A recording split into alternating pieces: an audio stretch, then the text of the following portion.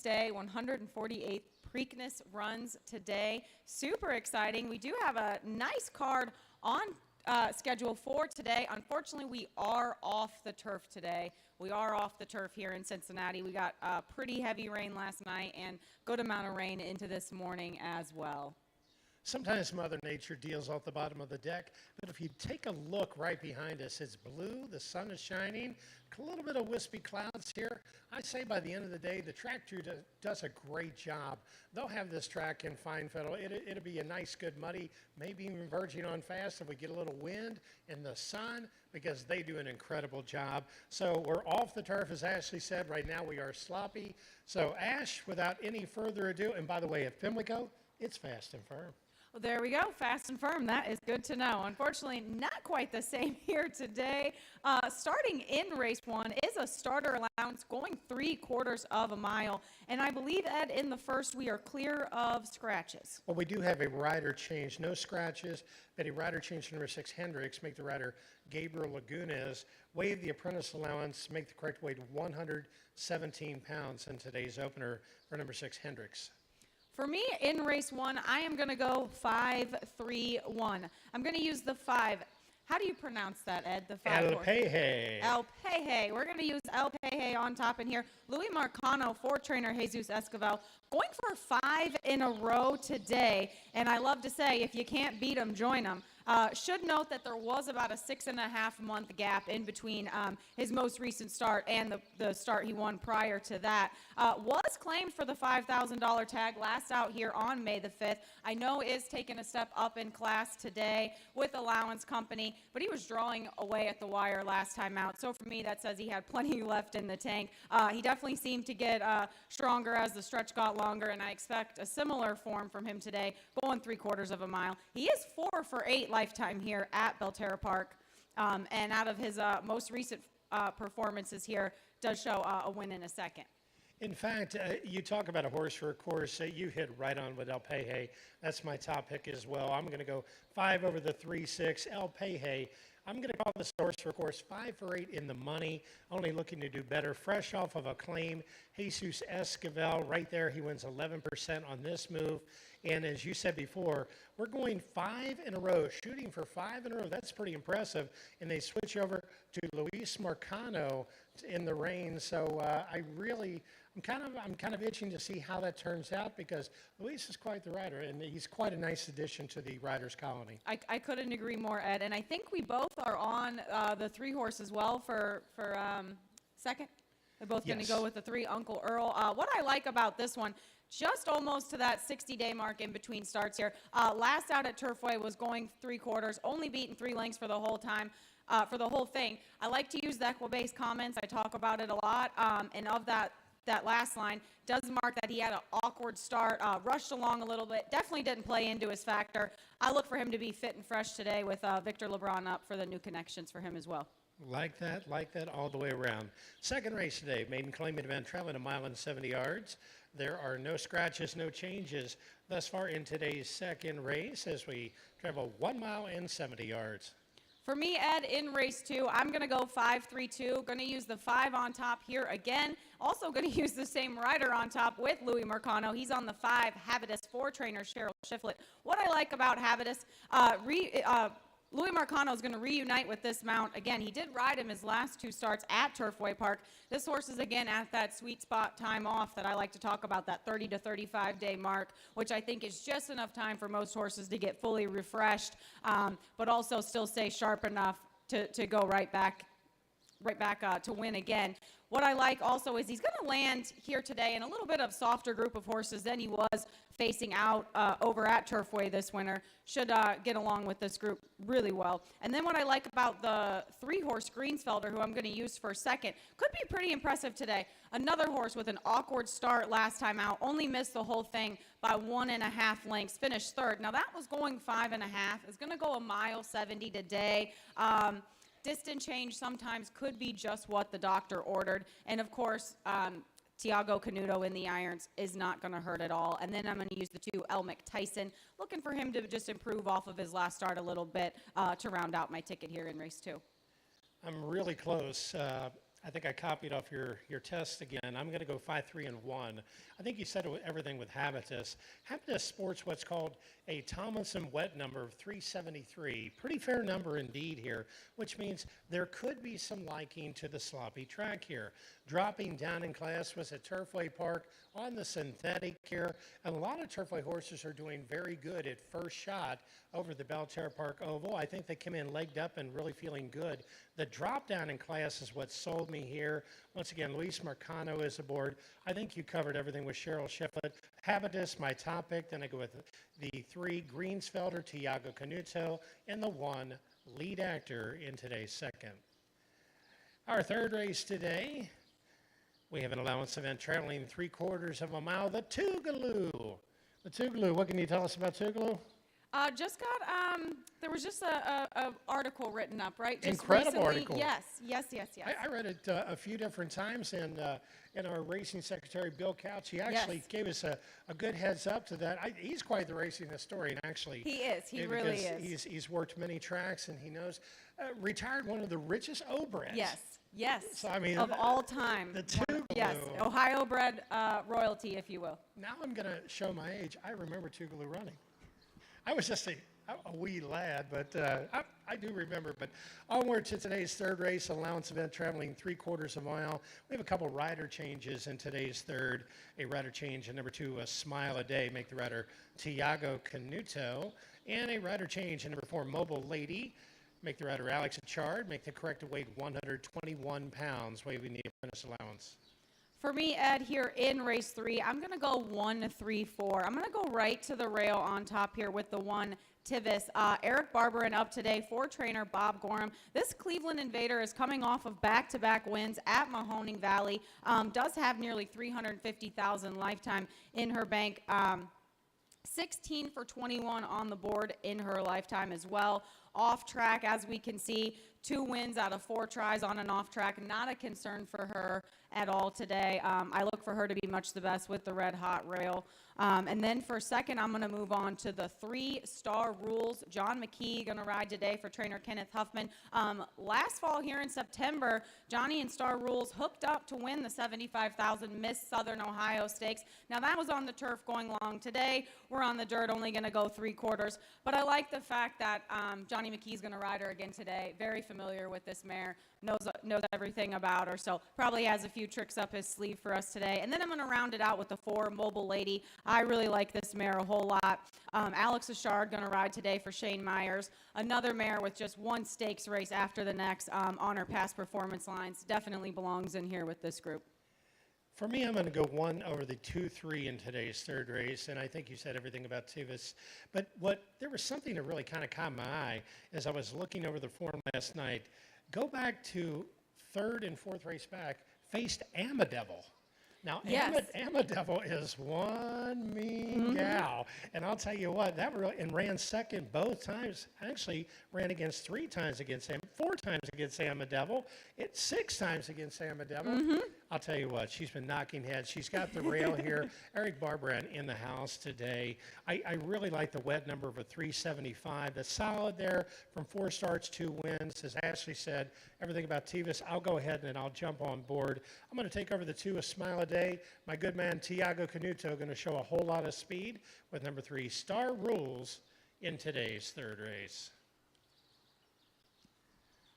Our fourth race today, Allowance South Show claiming event. We are off of the turf today. We're off of the turf, and we're going to be going 1 mile and 70 yards on the main track. Scratch the 2, Mutakatif. Mutakatif is out of today's fourth race. Scratch number 5, Whistle While You Mow, and scratch number 6, Summer Assault. Scratch the 2, 5, and 6. Yeah, I hate every time, unfortunately, you come off the turf. You do lose a few entries for that reason here, and we lost my top pick in here, Summer Assault. I was really looking forward to watching that one today on the grass, so we'll have to wait until next time. So that's going to change things up for me here a little bit. I'm going to go 8-4-3 in race 4, 8-4-3. I'm going to throw the 8 Red Hornet on top in here. Tiago Canuto in the irons for trainer Anna Mea. Coming in off his last start at Keeneland, was running at Gulfstream Park this winter, handles this distance just fine. I don't imagine any issues going this distance today.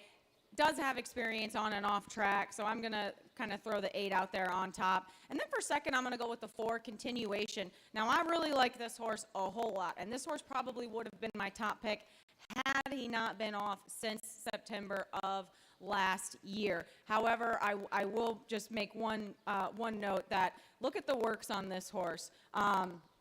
Even though he's been off since the 5th of September, I know for a fact trainer Doug Cowens, his trainees always come out here and are razor sharp. So I know there's no doubt in my mind that this horse is fit and ready to run today. I think sometimes just being off a little bit, it's a little bit of a mental game as well, that you can't necessarily replicate that in a work versus a race. So I'm going to use that one for second. And then for third, I'm going to use the 3, Bless the Kitten. It's going to be comfortable in this group here today and does handle an off track pretty well. So I'm going to use the 3, Bless the Kitten to round it out for me. You know, you touched on something really important there. In your opinion, when a horse, you were talking about a work replicating, you know, a race. In your opinion, how many works would you say that a horse needs under their belt to almost kind of get them in that race feel? I mean, is 2 the number? Is 3 the number? Can they get it done with 1 and come fresh off the shelf? I mean, what is your opinion as far as works versus a race? What do they get out of each? So this is kind of my takeaway. Every horse, as we know, just like people, they're all a little bit different. So sometimes what works for one horse isn't always necessarily going to work for the next. But for me, in my experience, you know, a work and a race are kind of apples to oranges. A work is really nice because they come out here, they just back up on the track a little bit, jog, come out, do their job, do their work, sometimes with company, sometimes alone, just kind of depends on the horse. Now, that to me is, when we talk about the number of works, it also depends on kind of the distance that you're going to go. If you're going to go a mile versus, you know, 3/4, or you're going to go a mile 70 versus 5 furlongs, is going to depend on, you know, how many times you probably work a horse. But what I like to see about this one is we can see that the trainer has continuously worked this horse just about every other week here, or every week since the 14th of April, at least as far as we can see, is coming in with at least 4, probably has many more works than that over the course of this in September to now, about 6-7 months. In today's fourth, I'm going to go 3 over the 1/8, and I really think that's kind of a handy little tool there as far as where to benchmark a work versus a race and what they can get out of each. And you bring a lot to the table with the horse side of knowing, you know, which is which and what should we put more weight into. For weight into me right here is Bless the Kitten. Jamie Grubbs, who's winning 10% on the year. Now, what I like about Bless the Kitten is this son of Kitten's Joy here, 4 starts, 4 of which are in the money, 3 wins and a second. So 4 for 4 in the money, a bit of a horse for a course, and on a wet track, 3 for 4 in the money. So I like Bless the Kitten. I think speed on the lead. I was watching them seal the track last night. They knew a little bit of rain might be coming in the area. We've got a little top level water. Sometimes the track will actually be faster with a little bit of water on it. I'm going to go with Bless the Kitten, and then I go with the 1 Pulse Setter, who's done a lot of great things here at Belterra Park. And then I end up with the Anemia Runner, Red Hornet, in today's 4th race.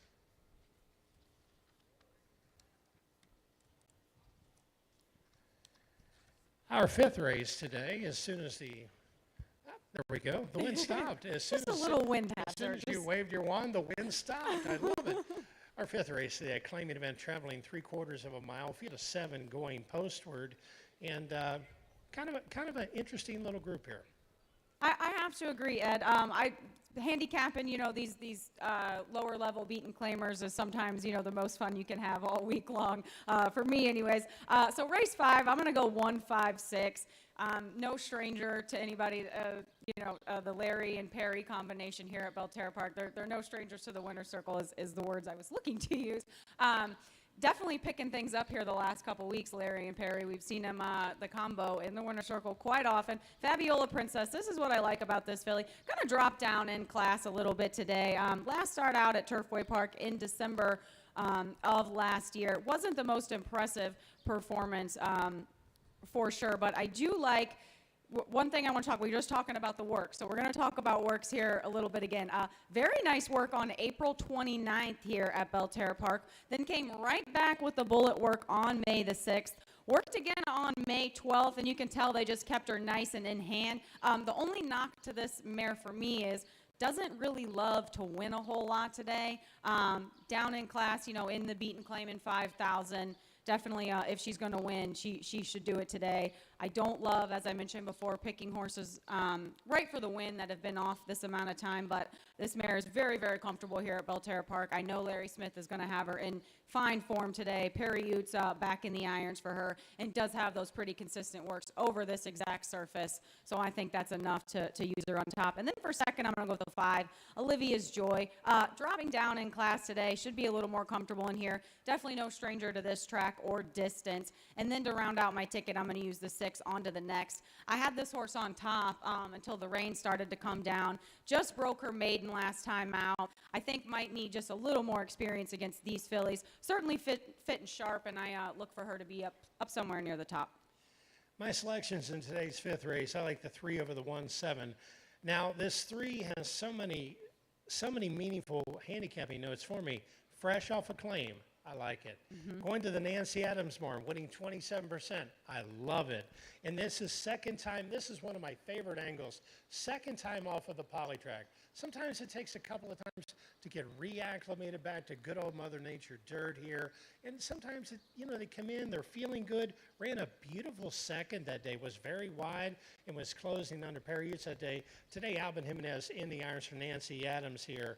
And, I like the fresh off the claim. And the time form early number is a 73, which means I think Scavenger's going to be very close to the pace. I would have to say right in the upper mid-flight here, Alvin Jimenez does a tremendous job, 1-for-1 in the money here at Belterra Park. Nancy Adams is off to the races this year.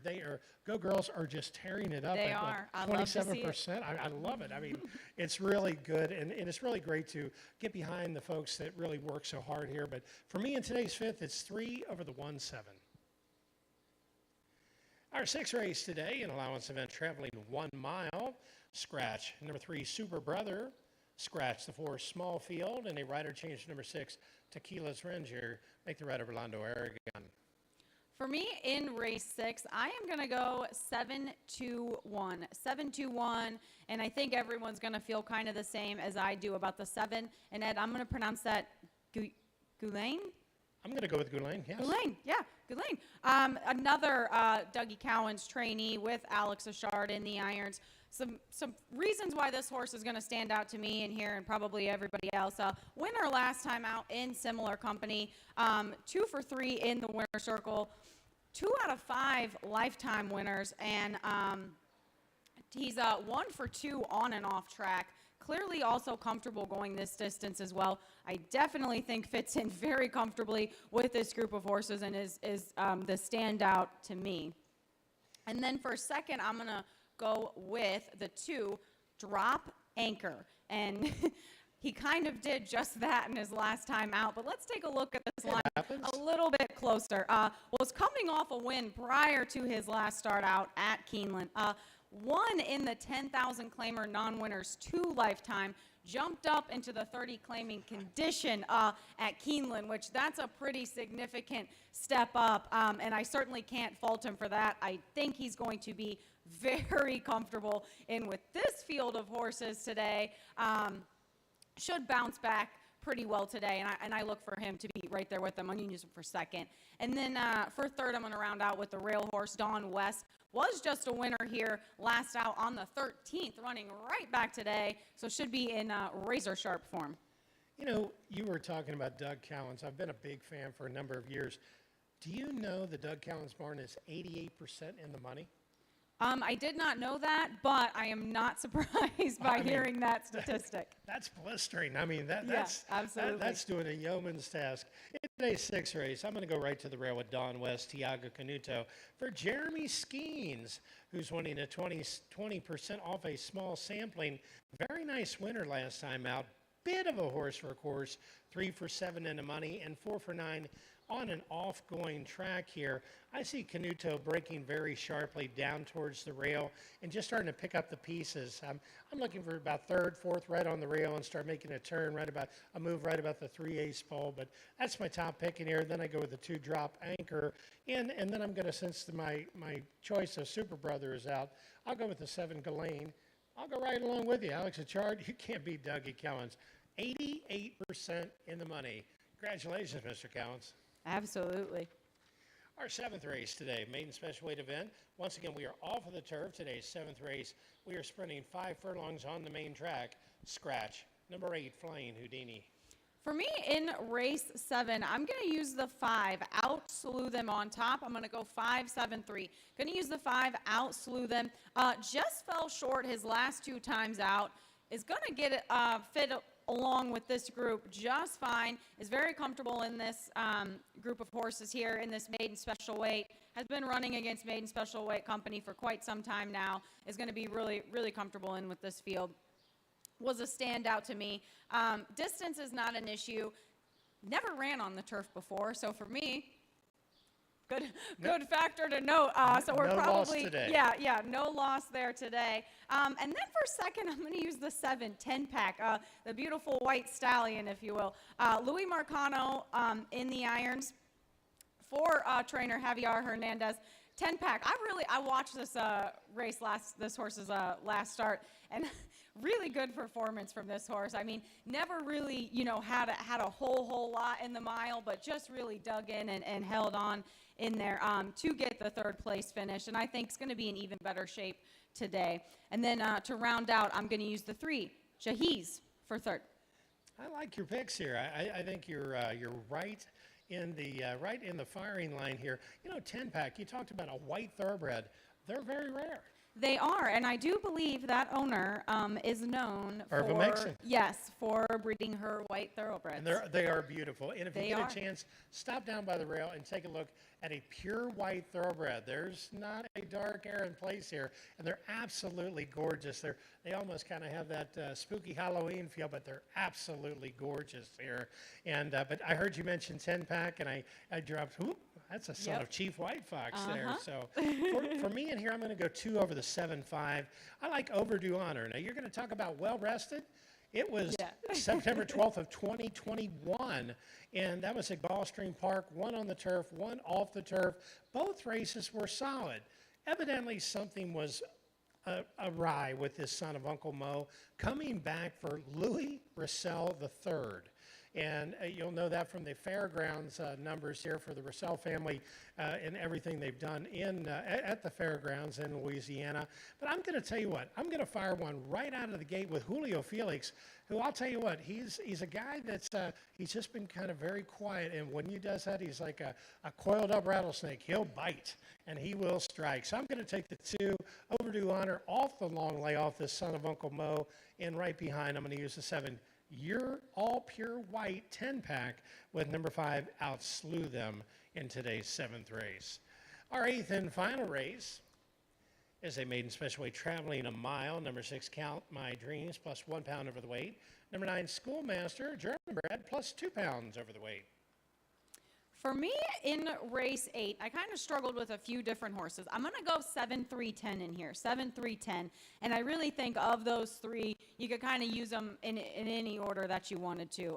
They've all got pretty much an equal shot. But what I like about the 7, Dang It Kane, is I watched this race last time out. Now, this horse, again, this is why I say if you can't actually watch the races or go back and check replays, look at the Equibase comments. They put these past performances together. Oh, there we go. They put these past performances together for us, for our benefit, and it does say awkward start. So if you don't get out of the gate as fast as everybody else, there's a lot more ground to make up. Was beaten 9 1/4 length for the whole thing against this maiden special weight company. Going 6.5 is going to go a mile today, and to me that's kind of what stood out to me. I said let's try him at a mile. We're going to use him on top. Albin Jimenez is going to ride for trainer Ben DeLong, and then for second I'm going to go with a 3 Navy Cross. I think I used this horse on top last time out, and he just fell short. Did get beat by a very impressive cartographer, however, who was drawing away at the wire there. So Navy Cross, very impressive in his own. I do like the fact that Gabe Lagunas was on him last time out, going to come right back and ride him again today. And I know in the thoroughbreds especially, you'll see riders kind of bounce around horse to horse a lot. And, sometimes you don't see a ton of consistency, a rider getting, back on the same horse time and time again. But for me, it's always an advantage because that rider's already knows that horse a little bit. And if there's some, maybe idiosyncrasies that a horse might have versus a different horse. If a rider's kind of comfortable with them and familiar with them, definitely something to play into their advantage. And then for third, I'm going to use the 10, Erasmus. I like this horse a whole lot. Definitely taking a significant class drop. We're running against the maiden special weight horses at Turfway Park. Going to run against the maiden special weights here at Belterra today. Farron Peterson in the irons for trainer Thomas Drury. We've seen them connect in the winner's circle many times before. Today, however, I'm going to use them to round out my ticket for third. I'm going to pick up right where you left off. I like 10 over the 3-1, Erasmus Kamai.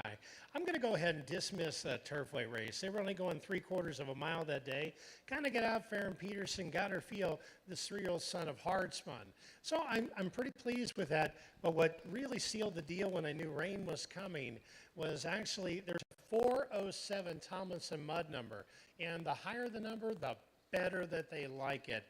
And I think Farron Peterson, she had a scratch a little earlier in the card, and I think she's going to make up for it here for Thomas Drury Jr., who is 1-for-1 in the money with a second here at Belterra Park. I like Farron Peterson. I'm really impressed who she's been riding for. I'm going to toss that first race out completely. It played no part with me.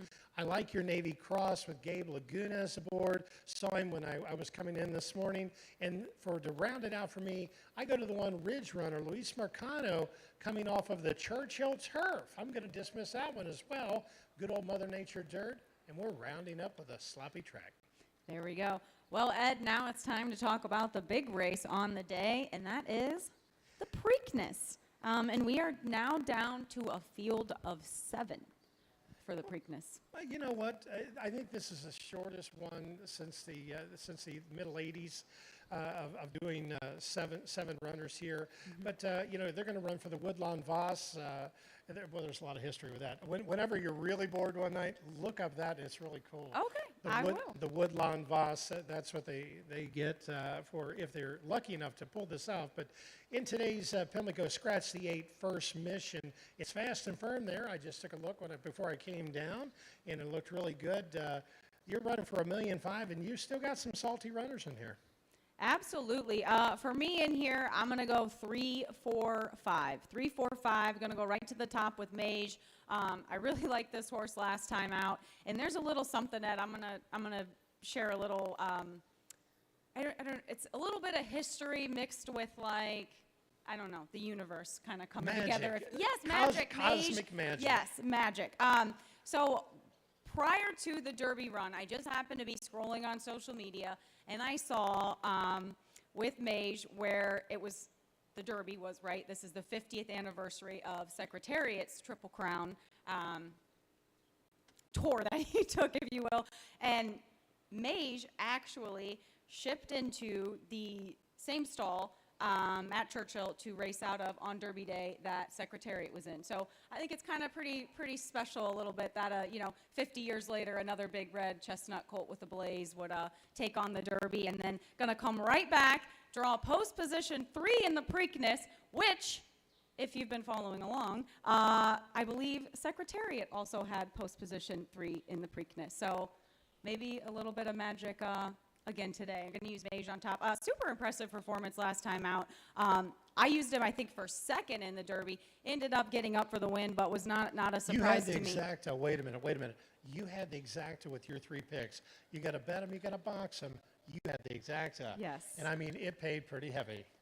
Yeah, not too bad. So today, I'm not sure. I'm hoping I'm on a similar trajectory here today. So for my second place horse, I'm kind of going to go a little out there, and I'm going to use the Maryland bred, the 4, Coffee with Chris. Not a name, John Salzman Jr., not a name that we've seen, on this kind of big of a scale before, and that's what I love the most, kind of a blue-collar story here with Coffee with Chris. I think did run at Pimlico one time in his life and did come victorious. So going to use Coffee with Chris for second. And then for third, the 5, Red Route 1, say that 5 times fast, was a nice winner back on the 22nd of April of this year with Joel Rosario in the irons, and he rides again today. In the 13th, I got to go with Mage. I think with our good luck karma there. That was interesting.